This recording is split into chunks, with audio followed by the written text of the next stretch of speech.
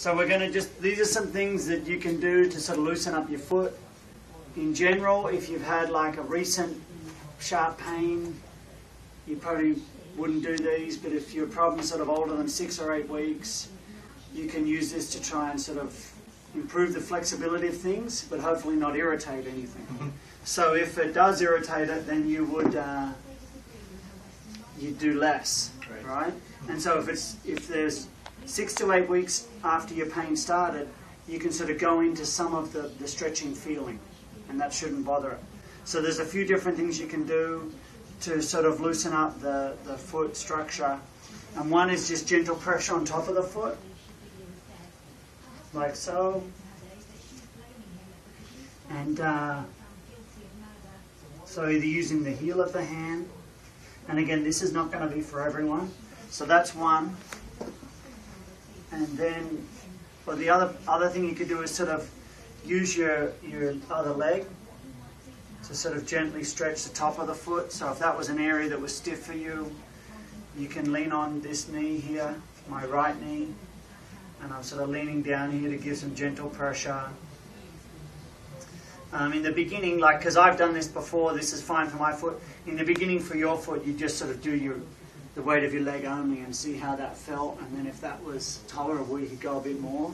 Okay. And then to loosen up other parts of the front of the foot, if you can sort of hold the ankle here, and then you're going to sort of twist the foot like this, and that sort of loosens up this section of the foot, so you can twist it like this, like that. Sometimes you do it grabbing this part. So to review, we did this one. We were sort of trying to push pressure on the top of the arch in an attempt to make the foot more flexible. So here I'm using my thumbs. I can also use the heel of my hand. Alright, and then we have done the forefoot inversion and eversion, or supination and pronation.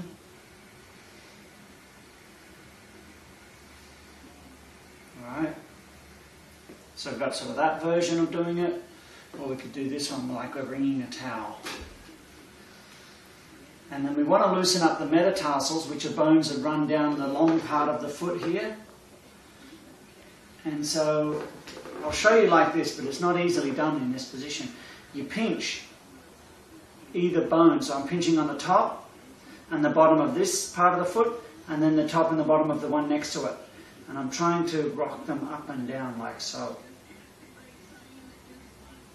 Kind of like this. And I can move on to the next one.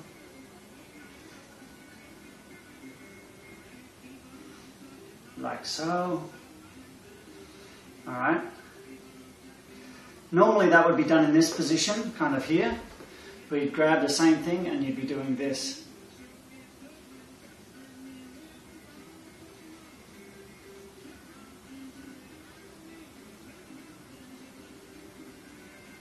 Alright. And then the other thing that you do with the metatarsals is what is known in my school of thought as horizontal flexion and extension, or horizontal adduction. So basically what we're trying to do is bend the ball of the foot up towards you by pushing down in the middle with the thumbs, like so. And then the other way by pushing up with the fingers and curling it down around your fingers. So again, normally we would do that here. So we could curl it down by pushing with the fingers into the ball of the foot. And you might find that you'll move your fingers in, so that feels tight there. I'm going to sort of do that one, or this one.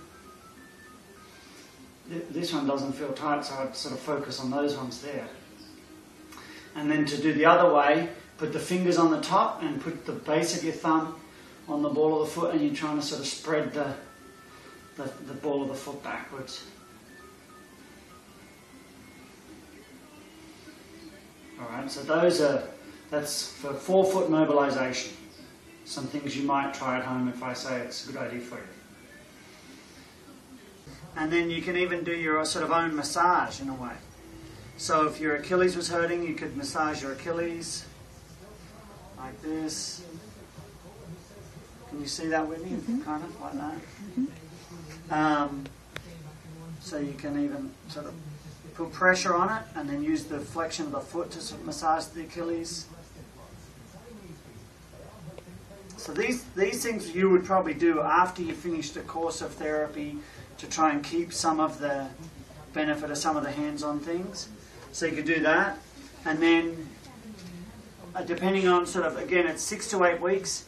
I've got this thing here and I'm sort of pretending to massage my foot with it. And I'm using some of the irregularities in the shape of it. Yes. To massage different muscles and I've got little fascia bars like that at home, so I can try to. So I can do that. And I can even do the heel a little bit. So some people would use frozen water bottle. Some people buy sort of things that are specially made for it.